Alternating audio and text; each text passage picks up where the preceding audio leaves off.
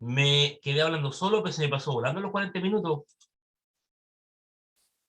Era que esta materia, por lo menos para mí, es más entretenida, más digerible, más fácil de entender. Si fuera derecho tributario, por ejemplo, estaríamos todos durmiendo. Pero se me pasó volando los 40 minutos. Espérenme, déjenme aceptar. Ya, entonces yo estaba hablando, antes que me quedara hablando solo, antes que se cortara. ¿Se me escucha, no es cierto? Yo creo que sí. Sí, profe. Ya. Profe, sí. Lo que yo decía es que lo primero que ustedes tienen que tener claro es que cuando hablamos de un juez de garantía y hablamos de un tribunal de juicio oral o penal, no estamos hablando del mismo juez. Estamos hablando de jueces distintos. ¿Ya? Luego vienen todas las diferencias semánticas y particulares que yo voy a nombrar ahora, pero esa es la primera diferencia. Son jueces distintos. Admitir. Un segundo que estoy admitiendo a los compañeros para que... Ya, ahí sí. Vamos ahora a ver al Tribunal de Juicio Oral en lo Penal. ¿De quién estamos hablando cuando yo me refiero a este Tribunal de Juicio Oral en lo Penal? Primera diferencia que hay entre un Tribunal de Juicio Oral Penal y una garantía es que el Tribunal de Juicio Oral en lo Penal ahora es un tribunal colegiado. ¿Y por qué se dice colegiado? A diferencia del unipersonal que es garantía. Colegiado porque es un tribunal que está integrado por 3 jueces a lo menos. ¿Ya? Hay tribunales más grandes, como el de Concepción o el de Santiago, que tienen 4 o 5 jueces de Tribunal de Juicio de lo Penal. Pero lo normal son 3. ¿Ya? Si yo voy a un juicio a un juez de garantía, no sé, de algún pueblo más pequeño, vamos a encontrar con 3 magistrados. ¿Ya? Las ciudades más grandes son las que tienen 4 o más.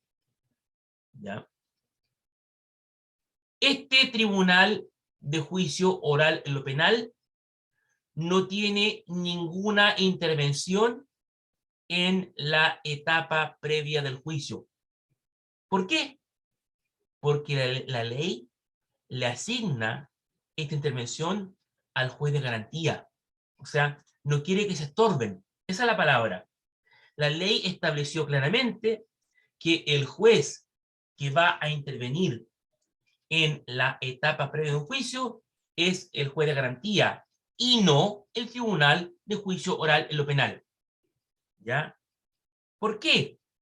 Porque la ley lo que quiso evitar acá es que este tribunal de juicio oral en lo penal, además de no estorbarse con el juez de garantía, era que no se contaminara como órgano ya que va a tener a su cargo dictar la sentencia definitiva. En otras palabras, lo que la ley quiere es que cuando el asunto penal llegue a conocimiento del Tribunal de Juicio Oral en lo Penal, sea un conocimiento que parta de cero y que no venga imbuido o prejuiciado por alguna idea que este tribunal puede tomarse en las primeras etapas del juicio. Entonces, reitero, en la primera parte de un juicio penal solamente interviene el juez de garantía y el Tribunal de Juicio Oral en lo Penal están todos durmiendo, están en sus casas acostados durmiendo, ¿ya? Y no tienen ni idea de lo que pasa en esta primera etapa. O sea, es como para simplificar, para no sacarla tan larga y llegar a un acuerdo, cosas así, el de garantía. Exactamente, exacto. O sea, el juez, exacto. Desde el punto de vista legal, eso es como, son juicios chicos. Claro, por ejemplo, yo tengo un amigo que chocó hace años atrás. ¿Ya? ¿Ya? Eh, Apuesto preparatorio, le he puesto. ¿Ah? Creo que botó un póster que chocó. Se le cruzó un poste, Claro, ya. que se cruzó un poste en rojo. Se le cruzó un poste, ya. Y claro, llegó esa citación ¿Ya? y me dijeron que, que me La declarara última cuota del culpable, poste. que pagara nomás.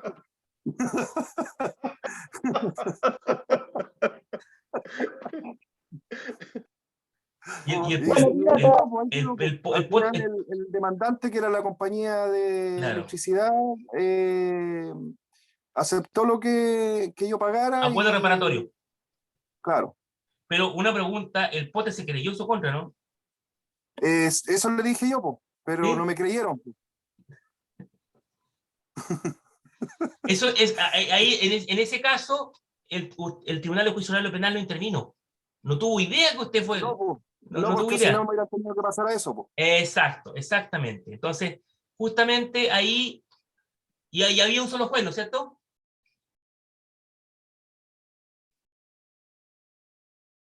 Se cruzó el Sí, puesto, había parece. un solo Ya, juez y ese único juez era el juez de garantía. sí, Ese único juez era el juez de garantía, y como un acuerdo reparatorio, entonces ahí terminó el caso. Ahí terminó el sí. caso y no pasó al Tribunal de Juicio Oral y Penal. Qué buen ejemplo, me sirvió para la clase. Eso es un ejemplo gráfico de que ahí el Tribunal de Juicio Oral y Penal nunca supo. ¿Quién está hablando? Don Ricardo, ¿no? ¿Sí? Sí, profesor. Ya. Nunca supo que mi tocayo, don Ricardo Villar, se le había cruzado un poste y había chocado con él. ¿Ya? Sí, Porque esto, igual cuando los toman detenidos con el tema de las protestas, lo mismo.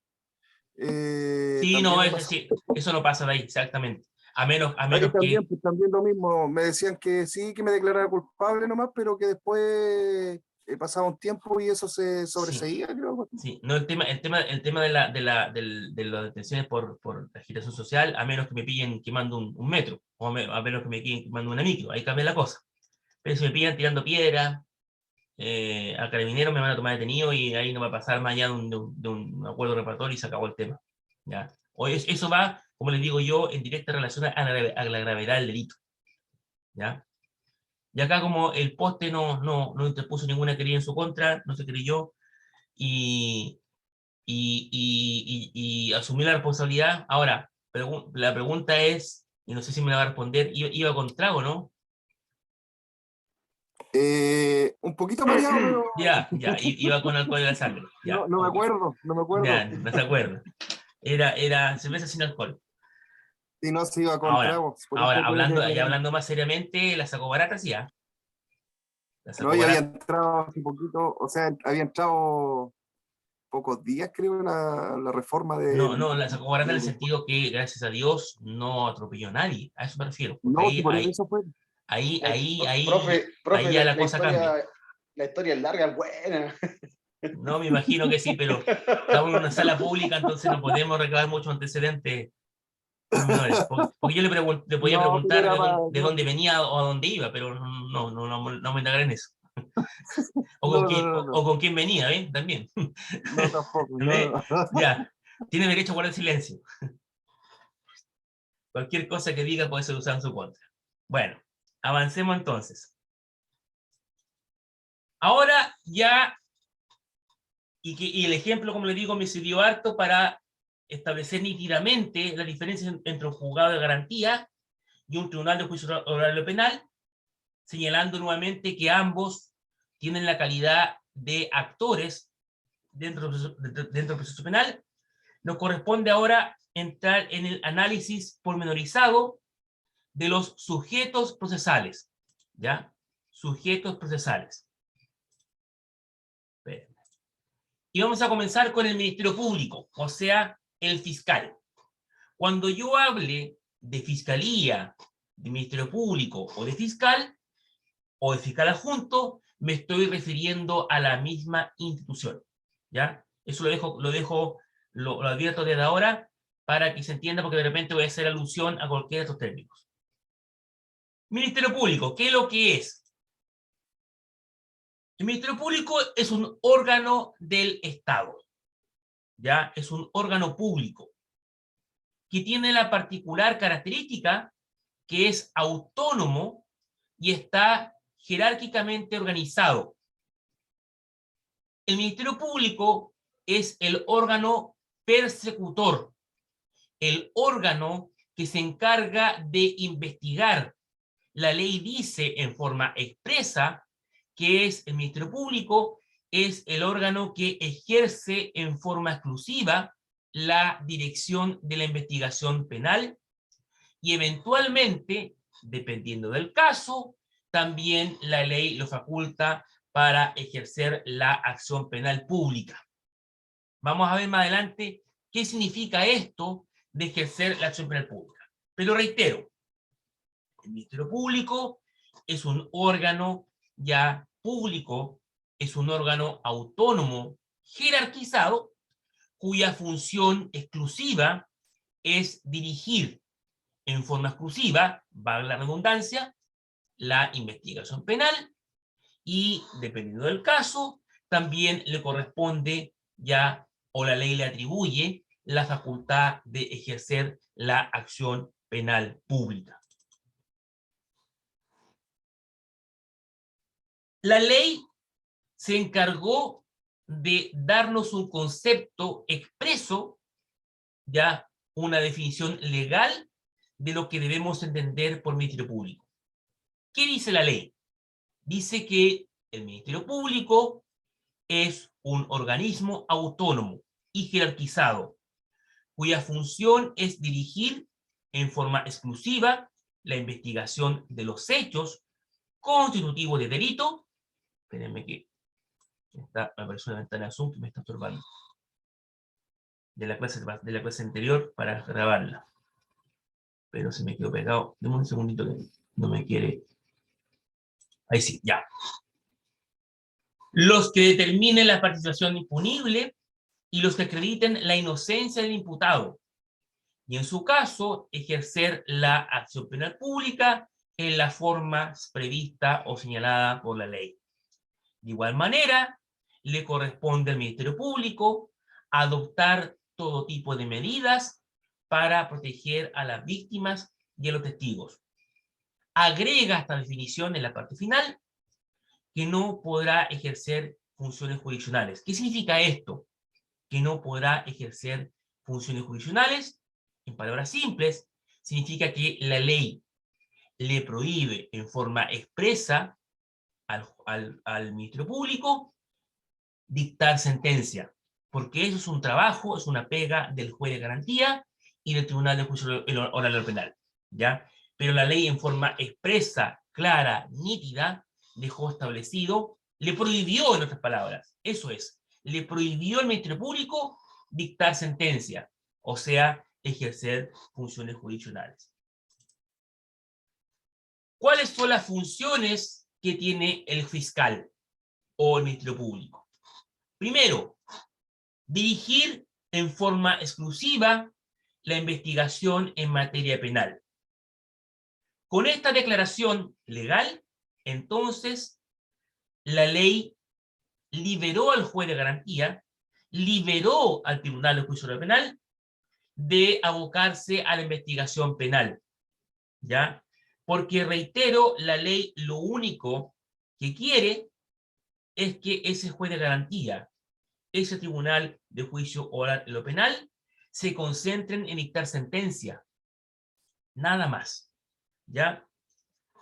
Ahora, la forma en que debe obrar u operar el Ministerio Público para los efectos de la investigación están regidos por el principio de la objetividad. Este principio de la objetividad tiene consagración expresa en la Ley Orgánica Constitucional del Ministerio Público, en el artículo 3º. ¿Ya?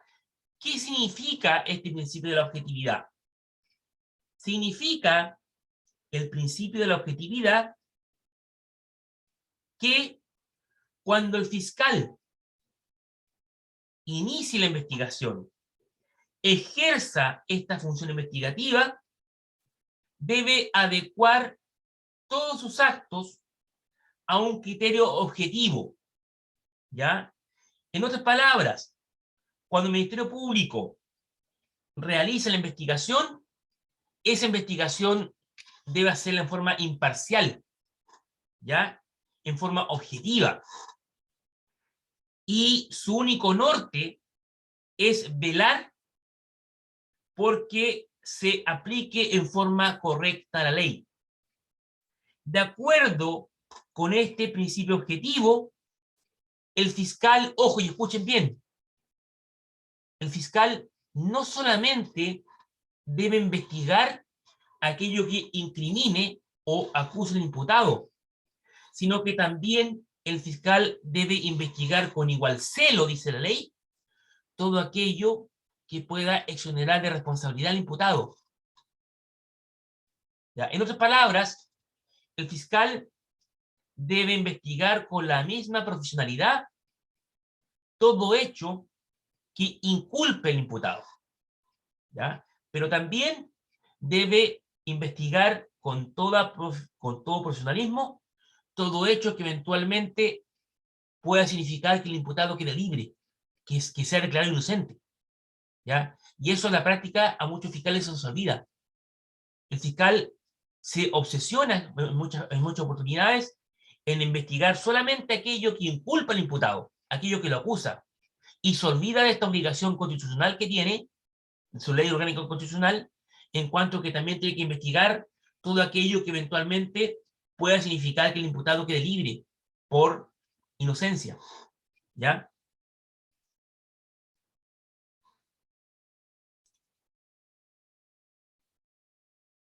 Espera. ¿Se entendió la primera función o no? ¿Alguna pregunta respecto a la primera función? ¿No? No, profe, va bien. Ya. No, bien. Segunda función del Ministerio Público es ejercer, en su caso, la acción penal pública. Ejercer, entonces, en su caso, la acción penal pública. El ejercicio de la acción penal pública, partamos primero explicando qué es lo que es la acción penal pública. La acción penal pública es aquella acción penal respecto de algún delito público. A ver, el homicidio, la violación, el secuestro, el parricidio, el femicidio, son acciones penales públicas. ¿Por qué? Porque si mi vecino va y mata a su mujer, a su esposa, no hay ningún inconveniente para que yo, tercero, me pueda querellar en contra del vecino. No porque me gustaba la vecina, sino que porque es una acción penal pública, ¿ya? Si secuestran al hijo de mi vecino, nada impide que yo, tercero, me pueda querellar en contra del secuestrador. Por eso se llama acción penal pública. En cambio, en los delitos de acción penal privada, por ejemplo, calumnias, ¿ya? Injurias, si Juan, mi vecino, le dice guatón feo a mi vecino Eduardo, yo ahí no tengo nada que hacer. El tercero, porque es una acción una acción penal privada. O sea, el vecino guatón feo va a tener que querellarse en contra del otro vecino, que no me acuerdo los nombres que di, ¿ya? Pero, ¿se entiende la diferencia entre un delito de acción penal pública y privada, no? Sí. Ya. Profe, Entonces, ¿sí? Ya. Entonces, dicho esto, aclarada la diferencia entre un delito de acción penal pública y un delito de acción penal privada, ¿ya? La ley señala que el ejercicio de la acción penal pública no es monopólico, ¿ya? Porque la ley mantiene en el nuevo proceso penal la figura del querellante. El querellante es aquel que presenta una querella, ¿ya? Eso es, así se define simplemente el querellante. Y ese querellante puede adherirse a la acusación que hace el fiscal, ¿ya? O bien eventualmente puede presentar una acusación particular. Porque imaginen ustedes en un delito de homicidio, ¿ya? En donde el fiscal acusa a Juan de matar a María y el delito que le imputa es homicidio simple. Y viene un querellante y estima que efectivamente, en su concepto, la muerte de María es un homicidio simple. Entonces, se adhiere a la acusación que hace el fiscal.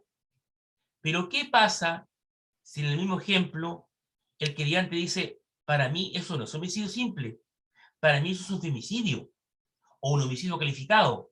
Entonces, cuando discrepa, cuando tiene diferencia respecto a la acusación del fiscal, no hay ningún inconveniente en que el querellante pueda acusar en forma particular y designar un delito nuevo o distinto.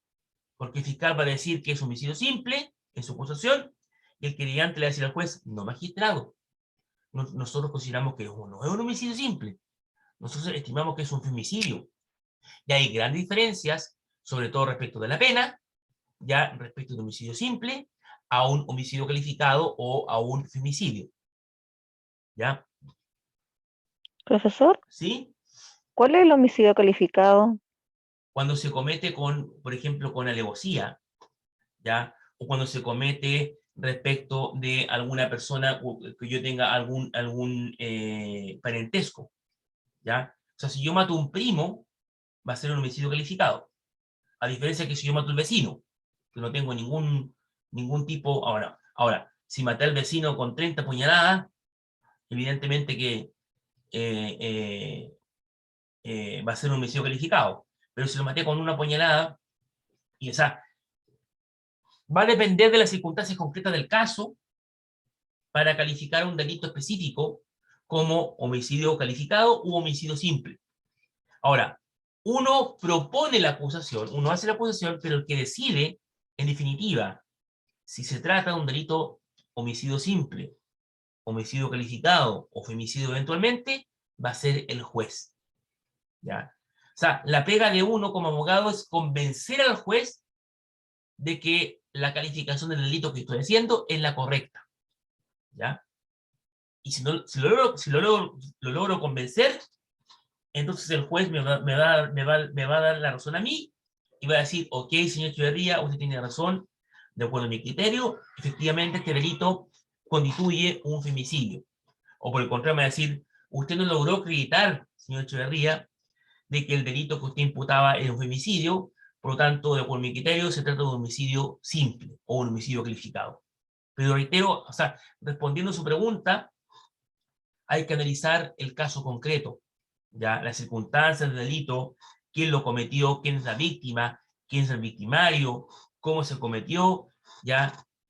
Ahí va a depender la calificación o la recalificación del delito.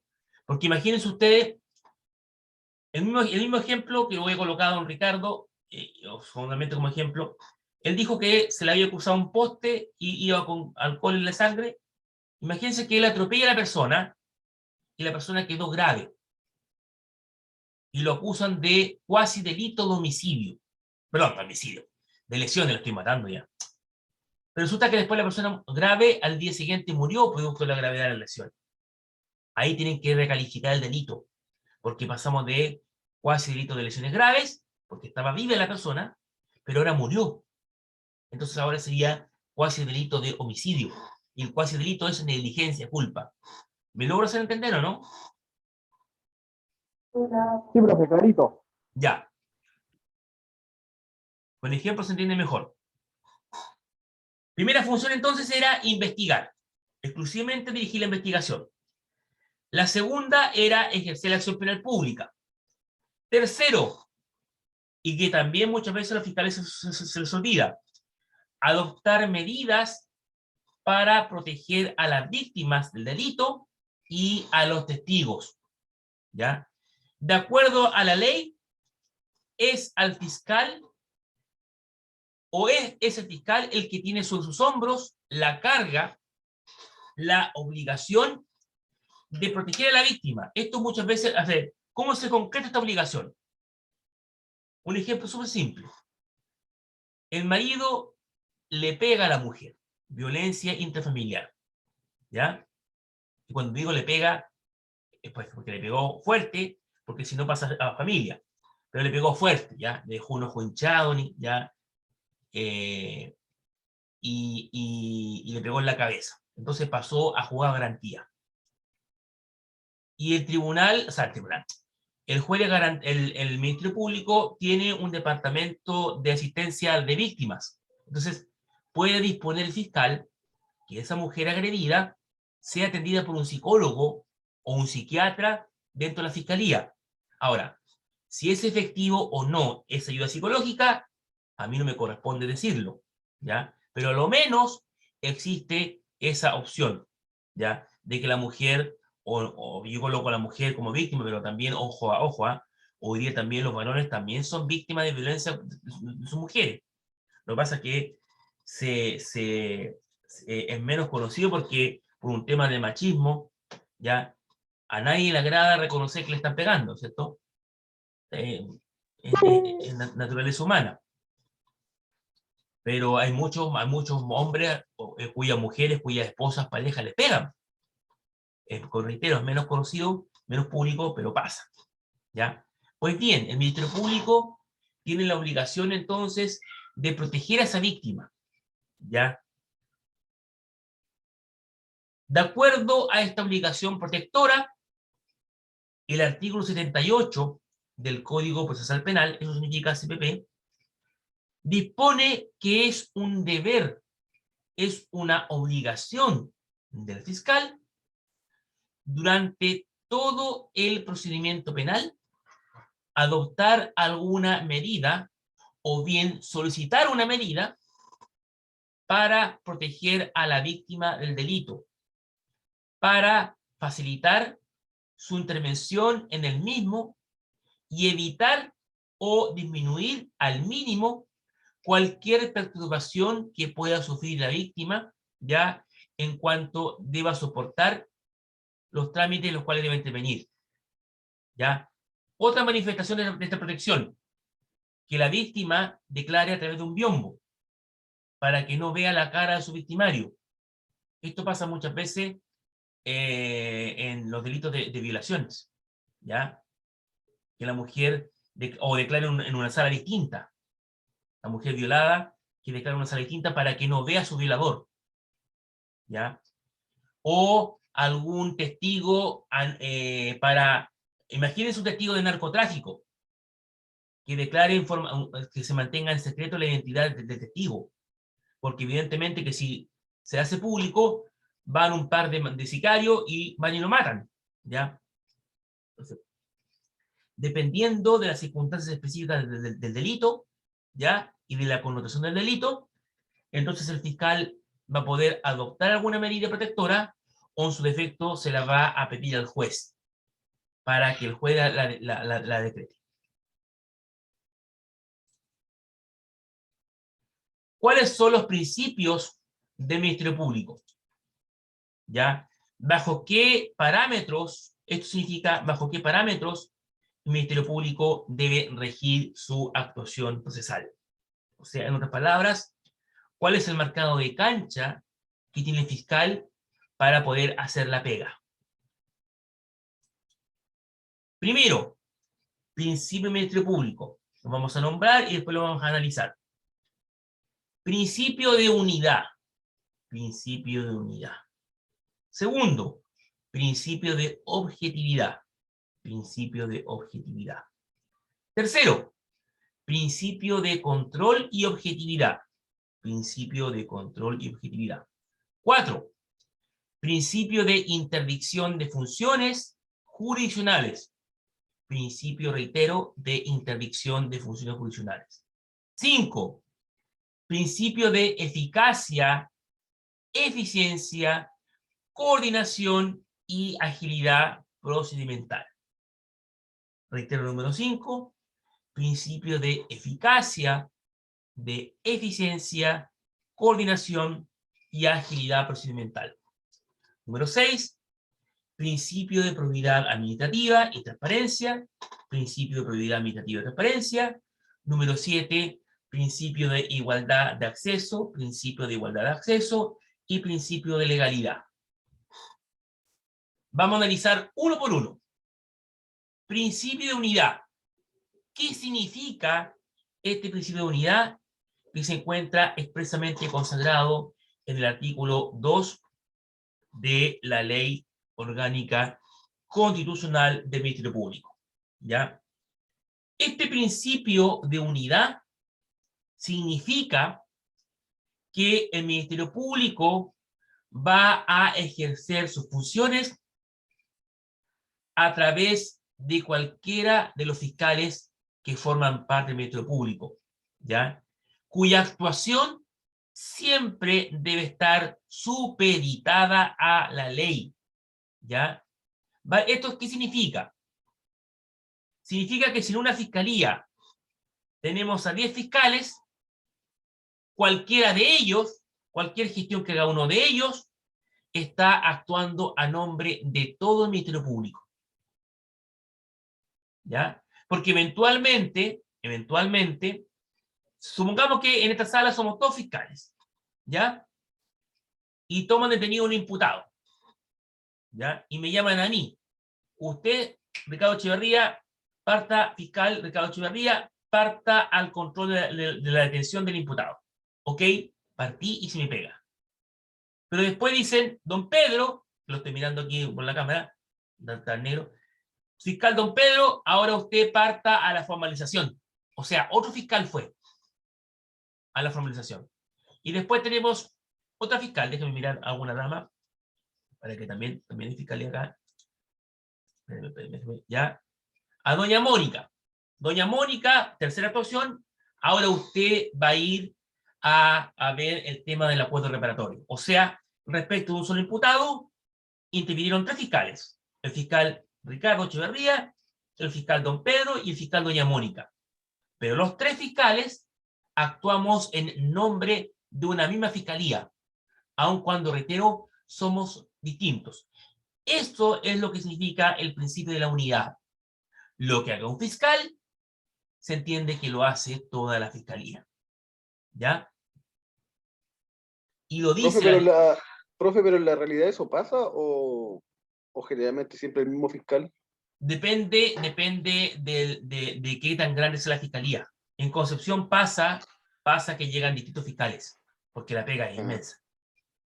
Pero en los pueblos más chicos, generalmente fiscales es como el señor Corales, hace todo, uno solo. ¿Ya? Pero acá en Concepción es muy frecuente que llegue el fiscal Juan al control de detención y después de la formalización llegue la fiscal Mónica Torres. ¿Ya? O sea, sí. ¿Por qué? Porque, reitero, las causas son tantas, son tantas las investigaciones que tienen que hacer, que a veces, mira, se los digo de forma simple. Los fiscales no tienen vida estos gallos. La mayoría de los fiscales, saque un ejemplo, la mayoría de los fiscales hoy día se encuentran divorciados. Estos gallos trabajan de lunes a domingo. O sea, los fiscales tienen que estar con terno, perdónenme la comparación, porque a lo mejor algunos de ustedes comparten la religión, pero cuando yo veo a esta gente que anda en las calles con terno un día domingo predicando, yo le digo a mi señora que lata andar un día domingo con terno. A eso va mi comentario. Bueno, el fiscal tiene que ir con terno un día domingo a las 9 de la mañana al tribunal porque encontraron, o sea, el día anterior encontraron un tipo, no sé si está tocado don Ricardo, pero lo encontraron borrado manejando curado y mató 2 personas. ¿Ya? Entonces, a las 3 de la mañana el día sábado lo pillaron, o sea, chocó, ya mató 2 personas y ese imputado tiene que pasar al control de detención el día domingo. Entonces, son tanta la carga laboral que tienen, que por eso se tienen que ir turnando. ¿Ya? Por eso pongo el ejemplo. Pero lo que quiero decir concretamente es que lo que haga un fiscal, se entiende que la actuación no es del fiscal Ricardo Echeverría, la actuación es de la fiscalía completa. ¿Ya? Ahora, concordante con este principio de unidad, es lo que señala el artículo 40 de la Ley de Ministerio Público. Esta disposición legal dice que los fiscales adjuntos pueden realizar actuaciones y diligencias en todo el territorio nacional. O sea, que si yo soy fiscal de Concepción, nada impide que yo pueda partir a Arica a investigar, pero respecto a un delito que yo estoy investigando acá. ¿Ya?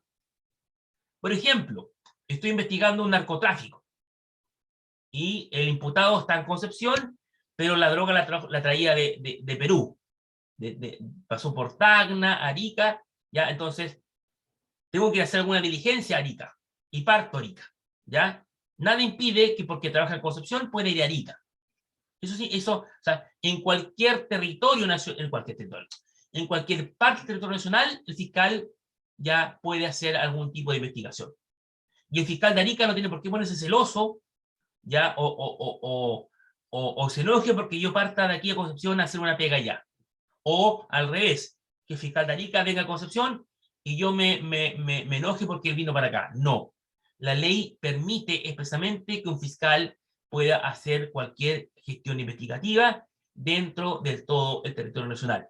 Y eso incluye Isla de Pascua, las islas Diego Ramírez por el sur, Viviri por el norte, y cualquier otro lugar que pueda ser dentro del territorio nacional. ¿Alguna duda respecto a lo que estamos viendo hasta el momento, no? ¿Sí o no? ¿No? Ya. Segundo principio. Principio del control y la responsabilidad. Principio de control y responsabilidad. Este segundo principio nos enseña que el fiscal, o el Ministerio Público, los fiscales, mejor dicho, ya que son lo mismo, ojo, que son lo mismo, se sujetan a un control legal, ¿ya? Control que reviste distinta índole, ¿ya? Tanto la Constitución Política de la República, eso significa CPR, Constitución Política de la República, y la Ley Orgánica Constitucional del Ministerio Público establecen responsabilidades civiles, penales, administrativas y políticas para los fiscales, ¿ya? Cuando dicho de otra forma, cuando un fiscal hace su trabajo, debe hacerlo en forma diligente, porque investigar, ya, realizar gestiones investigativas, si el fiscal hace mal la pega, puede traer responsabilidades, ¿ya? Insisto, responsabilidades civiles, penales, administrativas y políticas. Hay casos, ¿ya?, en donde el imputado ha sido injustamente, ¿ya?, ha sido injustamente sujeto a una investigación, ¿ya? Ha sido acusado, mejor dicho de otra forma, ha sido acusado por la fiscalía en forma injusta, ¿ya? Y como consecuencia de la acusación ha ido preso en forma injusta. Bueno, ese imputado ha dirigido demandas civiles en contra del Estado, en contra de la fiscalía, para que su daño y perjuicio sea indemnizado, ¿ya? Hay fiscales que han salido, le han pegado su PLR, para que se entienda, de la fiscalía por negligentes, ¿ya? Y por otro tipo de cosas. En un ejemplo concreto, hace un par de años atrás, un fiscal en Santiago, fiscal adjunto, viajó a Italia y se le ocurrió comprar corbatas italianas, finas, caras, y tuvo la mala ocurrencia de venderle corbatas a los colegas, corbatas preciosas, bonitas, pero eso no lo podía hacer. Entonces, se le hizo efectiva su responsabilidad administrativa. Ahora, ese fiscal no lo sacaron de la fiscalía, pero sí fue suspendido de sus funciones, ¿ya? Imagínense, por vender corbatas, porque dijeron, a ver, ¿cuál es su pega, su fiscal? Investigar. ¿Qué tienen que andar vendiendo corbatas? Si usted quiere vender corbatas, véndalas fuera de su horario laboral, no acá a la fiscalía, ¿ya? Y otro tipo de sanciones también por mala gestión. Concretamente reitero, los fiscales tienen una responsabilidad civil, así como la tenemos todos, ¿ah? Todos tenemos una responsabilidad civil. O sea, la responsabilidad civil en realidad, ¿qué significa? Significa que nuestros actos tienen consecuencias, ¿ya?